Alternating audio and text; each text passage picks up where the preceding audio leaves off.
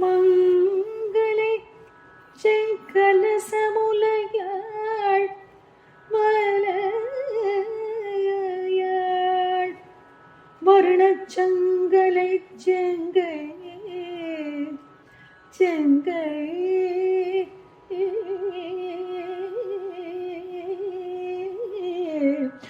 செங்கை சங்கலை செங்கை சகலகலமயில் சகலகலமயில்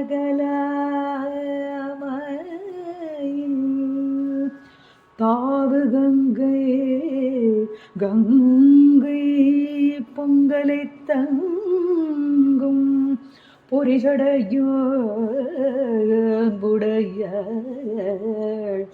கங்கை பொங்கலை தங்கும் பொறிச்சடையோன் புடையாள் பொறிச்சடையோன்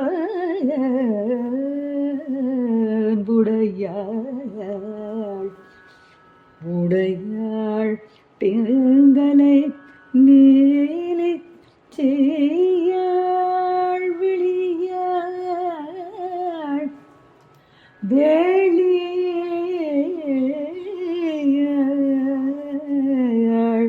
பசும் கொடியே கொடியே கொடியே பசும் கொடியே பசும் கொடியே.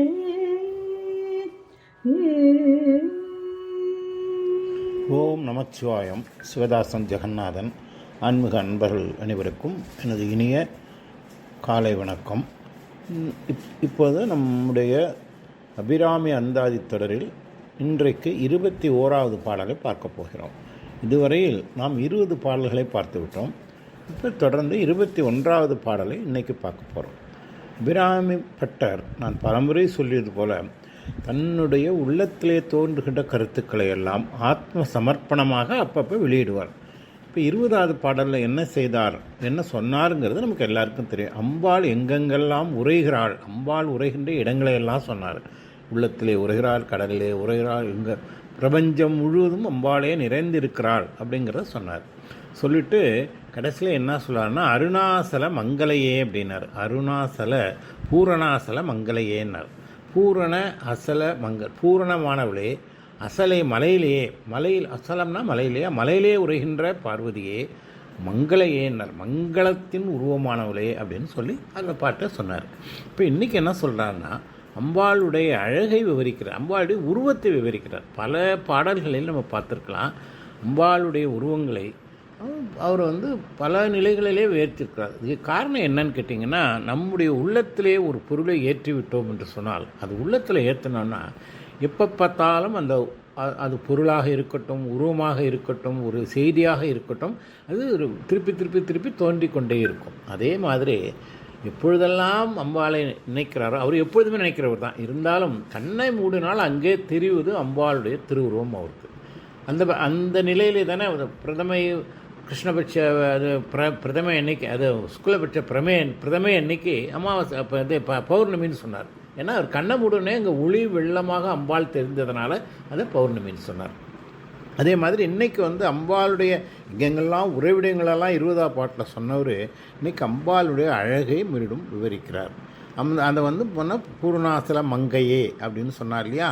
அப்போ அந்த மங்களையே அப்படின்னார். இப்போ இந்த மங்களையேன்னு தான் ஆரம்பிக்கிறார். இப்போ இந்த பாடல் இன்றைக்கி நம்ம பார்ப்போம், அழகான பாடல். அப்புறம் விளக்கமாக எல்லாம் சொல்கிறவங்களுக்கு. மங்களை செங்கலசம் முலையாள் மலையாள் வருண சங்கலை செங்கை சகல கலாமையில் தாவு கங்கை பொங்கலை தங்கும் புரி சடையோன் அன்புடையாள் உடையாள் பிங்களை நீலி செய்யாள் வெளியாள் பசும் பெண் கொடியேங்கிறார். பெண் கொடியேங்கிறார். பல நிலையில் அம்பாளை கொடின்னு சொல்லியிருக்காரு. நம்ம வள்ளி கொடிங்கிற மாதிரி சொல்கிறோம் இல்லையா. அது மாதிரி கொடிங்கிறத நம்ம பல நிலைகளில் அம்பாளை கொடியாக வர்ணிக்கிறத பல நிலையில் பார்த்துருக்கோம். நம்மளும் ஒரு அழகான பெண்ணை வந்து கொடி போன்றவள் அப்படின்னு நம்ம சொல்லுவோம். அது வந்து அந்த சியாமலம், அந்த அந்த நம்ம வந்து இந்த சியாமலைன்னு சொல்லுவாங்க. அம்பாளை வந்து பச்சை வண்ண சியாமலை கொடின்னு பல நேரங்களில் சொல்லியிருக்காரு. நம்ம திருப்பி அதெல்லாம் பார்க்கத்தான் போகிறோம். அதில் பசும் பெண் கொடியேன்னு சொன்னார். அதுக்கு முன்னே அது என்ன சொல்கிறாருன்னா, பிங்களை, நீலி, செய்யால், வெளியால், பசும் பெண் கொடின்னு 5 வண்ணங்களை சொல்கிறார். இதில் பிங்களை அப்படிங்கிறது நீலி, பிங்களை அப்படிங்கிறது ஒரு வண்ண சிவப்பை குறிக்குது. நீலிங்கிறது நீலம் கருப்பை நீளத்தை குறிக்குது. செய்யால் அப்படிங்கிறது வந்து இன்னொரு நிறத்தை குறிக்குது. வெளியாள்ங்கிறது வெண்மையை குறிக்குது. பசும் பொன்கிறது செய்யாள்ங்கிறது மஞ்சளை குறிக்குது. வெளியாள்ங்கிறது வெண்மையை குறிக்குது. பசும் பெண் கொடிங்கிறது பச்சையை குறிக்குது. 5 வண்ணங்களில் அம்பாள் இருக்கிறாங்க அப்படிங்கிறதா பிங்களை, நீலி, செய்யால், வெளியால், பசும் பெண் கொடியேன்னு இந்த பாட்டை முடித்தார். இப்போ என்ன, இந்த பாட்டுக்கு முழுமையான ஒரு பாடலுக்கு போகிறோம். அப்போ பூர்ணாசல மங்களையே அப்படின்னு நம்ம போன பாட்டில் சொன்னார். ஏன்னா அம்பாள் வந்து மங்களம் உடையவள், நித்திய சுமங்கலி இல்லையா. அம்பாள் வந்து என்னைக்கும் சுமந்தலி, என்னைக்கும் கன்னியாக உள்ளவள். இந்த பிரபஞ்சத்துக்கே தாயாக இருந்தாலும் அம்பாள் வந்து நித்திய கல்யாணி, நித்திய மங்களை, நித்திய சுமங்கலி, அத்தனைக்கும் மாறாமல் நித்தியமாக இருக்கக்கூடியவள் அம்பாள். அப்போ அம்பாள் வந்து மாறாத மங்களத்தை உடைய பிராட்டி. ஏன் அந்த மங்களம் வந்துச்சுன்னா, சிவபெருமான் வந்து என்றும் சாவா மூவா பேராளன். சாவா, அவருக்கு சாவும் கிடையாது, முதிர்ச்சியும் முதுமையும் கிடையாது. அதனால் சாவா மூவா பேராளனாகிய சிவபெருமானை அவர் நாயகனாக பெற்றிருக்கிறாங்க. அதனால் அவளுடைய மங்களம் என்றும் மாறாமல் இருக்கும். சிவபெருமான் என்ன, சிவம்னாலே மங்களம் இல்லையா. அந்த மங்களமே உருவமான சிவபெருமானை கணவனாக கொண்டதினால் அம்பாளுடைய மங்களம் மாறாது, குறையாது, அதே மாதிரி அது மறையவும் மறையாது. அதனால அதுக்கு மங்களை அப்படின்னு சொன்னாங்க. இது அழகாக நம்ம மறுபடியும் லலிதா சஹஸ்ரநாமம் சொல்லுது மங்களாக்கிருதி. மங்களாக்கிருதிங்கிறது அம்பாளுடைய ஒரு நாமம். அப்போ அதுக்கு அர்த்தமே மங்களமான வடிவம் உடையவள் அப்படின்னு ஒரு அர்த்தம். நம்ம எல்லாருக்கும் தெரியும், கும்பகோணத்தில் கும்பேஸ்வரர் கோயில் இருக்கும் இல்லையா. எல்லோரும் கும்பகோணம் எல்லாருக்கும் போயிருப்போம். அது ஒரு பெரிய ஸ்தலம். அங்கே கும்பேஸ்வரர் அப்படின்னு பல கோயில் இருக்குது. கும்பேஸ்வரர் கோயில் முக்கியமான கோயில். அங்கே அம்பாளுடைய பெயர் மங்களாம்பிகா. அம்பாள் கும்பகோணத்திலே கும்பேஸ்வரரின் நாயகியாக வீற்றிருக்கும் அம்பாள் வந்து மங்களாம்பிகா அப்படிங்கிறோம். அப்போ அதே மாதிரி நம்ம சொன்ன மாதிரி சுமங்கலி முதல்ல சொன்னோம், மங்களாக்கிருதின்னு ஒரு நாமம் சொன்னோம். அப்புறம் சுமங்கலி அப்படின்னா நித்திய சுமங்கலியாக இருக்கணும் அம்பாள் தான் அப்படிங்கிறது. அதனால் மங்களை அப்படின்னார். அதுக்கடுத்து என்ன சொல்கிறாருன்னா, செம் கலசம் உலையாள்ங்கிறார். இப்போ இது வந்து ஒரு குழந்தை, இந்த பிரபஞ்சமே அம்பாளுடைய குழந்தை, பிரபஞ்சத்தினுடைய தாய். அதனால் ஓம் ஸ்ரீ மாதான்னு சொல்லுது லலிதா சஹஸ்ரநாமம். அனைத்து பிரபஞ்சத்தே பெற்ற தாய். ஒரு சின்ன குழந்தை இருக்குங்க. ஒரு பிறந்த குழந்தைக்கு ஒரு 10 நாள் 15 நாள், ஒரு மாதம் 2 மாதம் அந்த தாய் வந்து பால் ஊட்டும்போது இந்த குழந்தை அம்மாவே பார்க்கும்போது அந்த தாயினுடைய மார்பகங்கள் தான் குழந்தைக்கு தெரியும் இல்லையா. அதில் வந்து விரசமோ எதுவும் கிடையாது. அது வந்து தாய்ப்பால் ஊட்டும் பொழுது குழந்தை இந்த தாயினுடைய மார்பகத்தை பார்க்குறாங்க. அதனால் வந்து அப்போ அந்த குழந்தைக்கு அந்த மார்பகங்கள் அப்படி அந்த குழந்தை நிலையிலே வந்து இப்போ அபிராமி பார்த்தார், அம்பாளை பார்க்கிறார், அம்பாளின் அழகை பார்க்குறாரு. அப்போ அவர் அம்பாளுடைய மார்பகங்களை அது விவரிக்கிறார். இது வந்து இந்த குழந்தை பசித்த குழந்தைக்கு பசிக்கு பால் ஊட்டுறது. இது வந்து ஞானம் பெற வேண்டிய குழந்தை. நம்மளாம் ஞானத்துக்காக தேடி அலைகிற குழந்தை. நம்ம என்னைக்கும் அம்பாளுக்கு குழந்தைகள் தான். ஆனால் நமக்கு ஞானம் வேண்டும். ஞானப்பாலை வந்து திருமுலைப்பாலை ஞானப்பாலாக சீர்காழிலேயே ஞான சிந்த பெருமானுக்கு அம்பாள் கொடுத்தாங்க இல்லையா. அதே மாதிரி இவருக்கு வந்து ஞானப்பாலை வேண்டும் பொழுது இவருடைய கண்களே இந்த ஞானத்தின் வடிவமான உள்ள அந்த அம்பாளுடைய மார்பகங்கள் தெரியுது. அப்போ அதை என்ன சொல்கிறாரு அப்படின்னு சொன்னாக்கா, செங்கலசம் உலையாள் அப்படின்னு சொல்கிறார். இந்த கலசம்னா தெரியும் உங்களுக்கு, கலசங்கள் இருக்கும். செங்கலசம்னா சிவந்த கலசங்களை போன்ற அம்பாளுடைய மார்பகங்கள் அழகாக இருக்குது அப்படின்னு சொல்கிறாரு. இதில் வந்து எந்த விதமான ஒரு அசிங்கத்துக்கோ இதுக்கோ இடம் கிடையாது. அது வந்து ஞானத்தை வேண்டுபவனுக்கு அது ஞானமாக தெரிகிறது, ஞானத்தின் உருவமாக தெரிகிறது. செங்கலசம் உலையாள் என்று அன்னையை குழந்தை வந்து பால் கொடுக்கறதுனால அதை பார்க்குறது. இவருக்கு ஞானத்தை வேண்டியவர்களுக்கும் அது ஒரு ஞானத்தின் ஒரு இருப்பிடமாக தெரிகிறது. அதனால் அன்னையாய் வந்து குழந்தை வந்து அம்மாட்ட குழந்தை விளையாடும். அம்பா வந்து குழந்தைகிட்ட விளையாடுவார். அதனால் இப்போ இங்கே அம்பாள் இந்த பிரபஞ்சத்துக்கே தாய் இல்லையா? அதனால் எல்லா குழந்தைகளும் அம்பாளுடைய விளையாடுறாங்க. அம்பாள் அனைத்து குழந்தைகளோடும் அன்பு கொண்டு விளையாடுறாங்க விளையாடுறாங்க. உடனே இதை பார்த்த உடனே அவருக்கு மலையாள் அப்படிங்கிறாரு. இந்த மலையாள் அப்படின்னு சொன்னால் என்ன? மலைன்னா தெரியும் ஸ்தலம் இல்லையா? மலைங்கிறது இதில் 2-3 அர்த்தங்கள் இருக்குங்க. முதல்ல மலைமகள்னு பேர் அம்பாளுக்கு. ஏன்னா பர்வதராஜனுடைய மகளாக இமயமலையிலே அம்பாள் அவதாரம் பண்ணாங்க. அதனால் அதுக்கு மலையாள், பார்வதி அப்படின்னாலே மலையாள்னு அர்த்தம். அப்புறம் நம்ம தாய்மானவரே பாடுவார், வரை ராசனுக்கு இரு கண்மணியா உதித்து மலை வளர் காதலி பெண் உமையே அப்படின்னு சொல்லுவார். மலைராஜனுக்கு மகளாக உதித்தவில்லைன்னு சொல்லுவார். அப்போ மலையாளுங்கிறதுக்கு ஒரு அர்த்தம். இன்னொரு அர்த்தம் மலையாள் என்பதற்கு மலையின் மேல் வாழ்பவள் அப்படின்னு எடுத்துக்கலாம் இல்லையா? அம்பாள் வந்து பண்டாசுரனை அழித்தாங்க. அது இப்போ லலிதா அவதாரம் அதானே அழித்த பிறகு லலிதாம்பிக்கும் காமேஸ்வரருக்கும் ஏற்ற வகையில் திருக்கோயில்களை அமைக்க எண்ணினார்கள் தேவர்கள். அவங்களாம் பண்ணாங்க. சரி, அம்பாளுக்கும் பரமேஸ்வரனுக்கும் கோயில் கட்டணும்னு நினச்சாங்க. அவங்க விஸ்வகர்மாவையும் அப்புறம் மயன்கிறது விஸ்வகர்மா தேவதச்சன், மயன்கிறது அசுரதச்சன் அழைச்சி 16 ஸ்ரீ நகரங்களை கட்ட வச்சாங்க.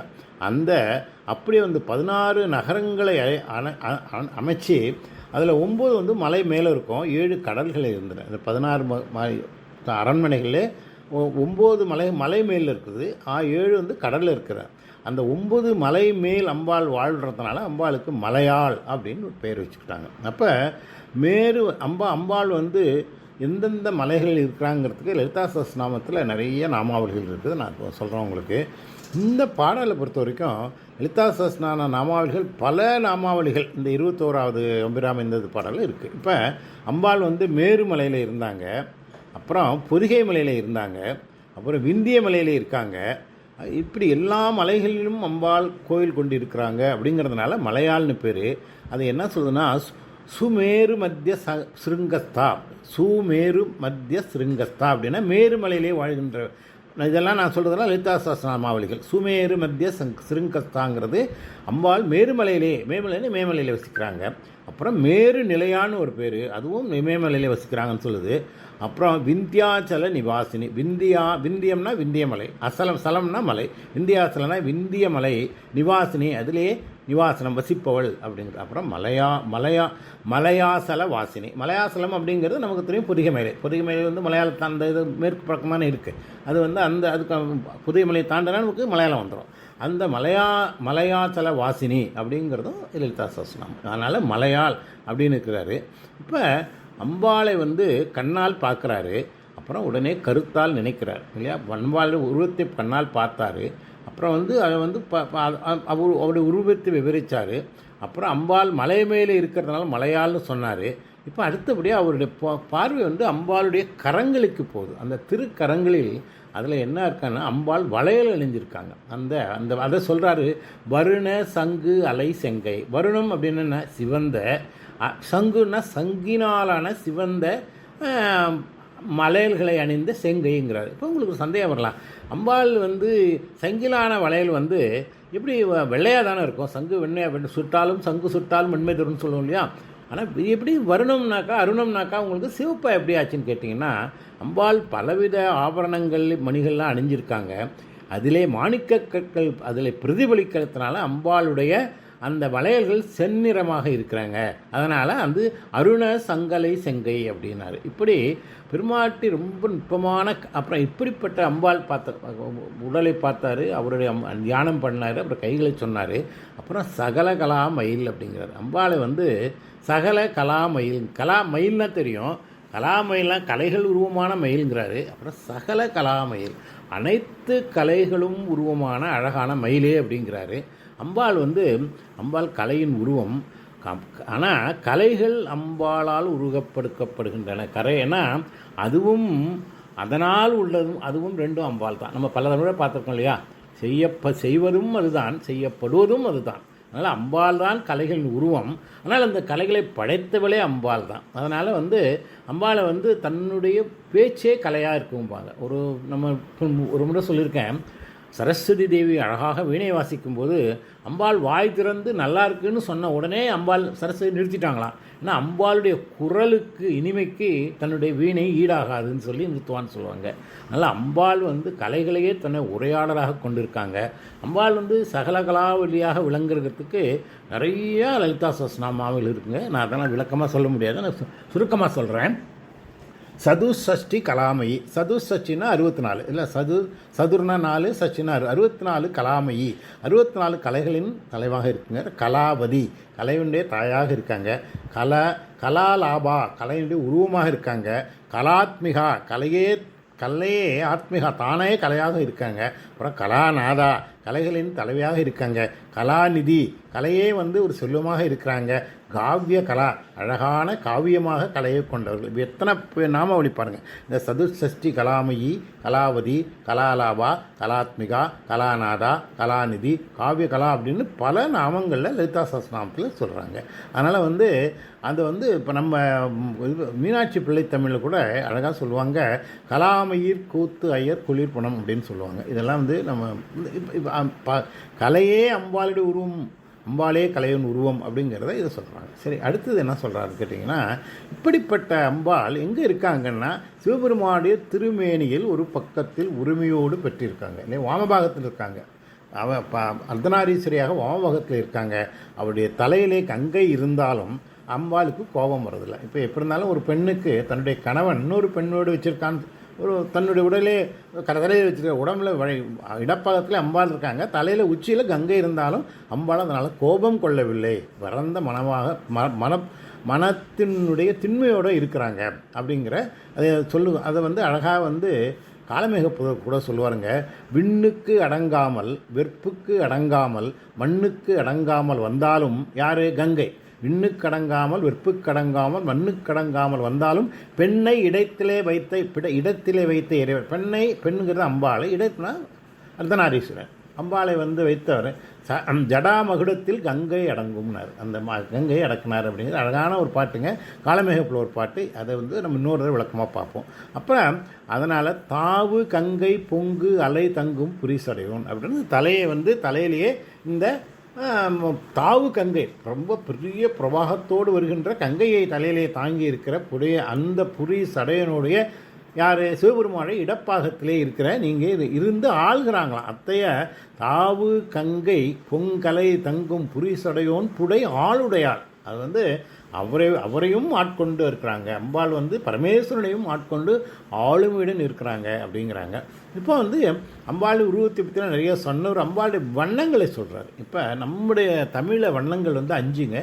5 மஞ்சள், நீலம், சிவப்பு, வெள்ளை, பச்சை. இதுதான். இப்போ வெள்ளை நிறமா அப்படிங்கிறது ஒரு பேதம் இருக்குது, அதை திரும்ப பேச வேண்டாம். அப்போ அந்த 5 நேரத்தை சொல்கிறார். பிங்கலை, நீலி, செய்யாள், வெளியாள், பசும் பொன்கொடியேங்கிறாரு.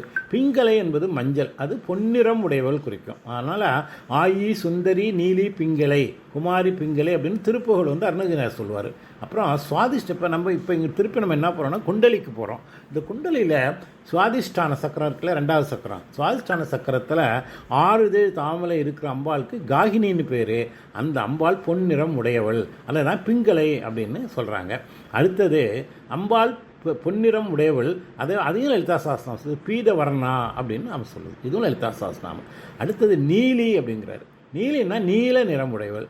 நீலமும் கருப்பும் ஒன்று தான். கருப்பு நிறமுடையவள் யார்? காளி இல்லையா? அங்காள பரமேஸ்வரி அப்படின்னு அம்பாளை சொல்கிறோம். அங்காள பரமேஸ்வரனா, அம்னா அழகு, காலன்னா கருமை நிறைய பரமேஸ்வரி. அழகான கருமை நிறத்திலும் அழகாக உள்ள பரமேஸ்வரி அங்காள பரமேஸ்வரி. அப்புறம் அந்த வந்து ஆயி சுந்தரி நீலி அப்படின்னு நம்ம அருணகிரிநாதர் சொல்லுவார். அதே இவரே முன்னே சொல்லியிருக்கிற மகிடன் தலைமையில் அந்தரி நீலின்னு 8வது பாட்டை நம்ம பார்த்துருக்கோம். அப்புறம் இந்த மூலாதார சக்கரம். அடுத்தது மூலாதார சக்கரத்துலேருந்து 5 முகங்களோடு 4 இதழ்களை உடைய சாகினி என்ற திருப்பெயரோடு எழுந்திருக்கும் அம்பிகை நீலவர்ணத்தில் இருக்காங்க. இப்போ மஞ்சளாச்சு, நீலவர்ணமாச்சு. மூணாவது வந்து செய்யாள். செய்யாள் அப்படிங்கிறது வந்து செம்மை. சிவப்பு தானே செம்மை. அம்பாளுடைய எப்பொழுதுமே சிவப்பு. அதுதானே அழுகாய் நிறம் சிவப்பு. முதல் பாட்டே சொல்கிறது உதிக்கின்ற செங்கதிர் அப்படின்னு தானே சொன்னாங்க. அம்பாள் சிவந்த நிறமுடையவள். அதில் வந்து மணிபூர சக்கத்தில் 10 இதழ்களுடைய தாமரையில் 3 முகங்களும் எழுந்திருக்கும் அம்பாளுடைய கோலம் லாகினின்னு பேர். அந்த லாகினியில் அம்பாள் சிவந்த வண்ணத்தில் இருக்காங்க. அதை லலிதா சஹஸ்ரநாமம் ரக்தவர்ணா அப்படின்னு சொல்லுது. இப்போ 3 ஆச்சுங்களா. அப்புறம் செய்யாள் என்பது ஒரு பேர். அம்மா செய்யாள் என்பது செய்பவள் தவ்வையை காட்டிவிடும் அப்படின்னு ஒரு குறள் இருக்குது. அம்பாள் வந்து இந்த செய்யாளுங்கிறது திருமகளுக்கு லக்ஷ்மிக்கு உள்ள பேர். ஆனால் இங்கே வந்து அம்பாள் வந்து செய்யாள் அப்படிங்கிறது அம்பாளுடைய ஒரு நாமமாக இங்கே குறிக்கிறது. இங்கே வந்து திருமகளாக நின்று இன்னொன்று எடுத்துக்கலாம். அம்பாள் வந்து திருமகளாக நின்று தவம் செய்கிறாங்க அப்படின்னு சொல்லியிருக்காங்க. அடுத்தது வெள்ளியாளுங்கிறது வெள்ளை இல்லையா, வெள்ளையும் நிறைய உடையவர்கள். இங்கே வந்து ஆக்ஞா சக்கரத்தில் 2 தாமரையில் 6 முகங்களுடன் எழுந்திருளி அம்பைக்கு ஹாகினி அப்படின்னு பேர். அதுக்கு வந்து வெள்ளினா வெளுத்த நிறம், வெள்ளை வண்ணம் உடையவள். அது வந்து சுக்லவர்ணா அப்படின்னு லலிதா சஹஸ்ரநாமம். சுக்லம்னாக்கா வெள்ளை இல்லையா, சுக்லாம்பரதனம்னு சொல்லுவோம். சுக்லவர்ணம்னு சுக்லபட்சம் எல்லாமே வெண்மையை குறிக்கும். அம்பாள் வந்து சுக்லவர்ணா அப்படிங்கிறது வெள்ளை உரு பளிங்கு போலாவாள். அது வந்து அது யாருக்குன்னா கலைமகளுக்கு சொல்லுவாங்க.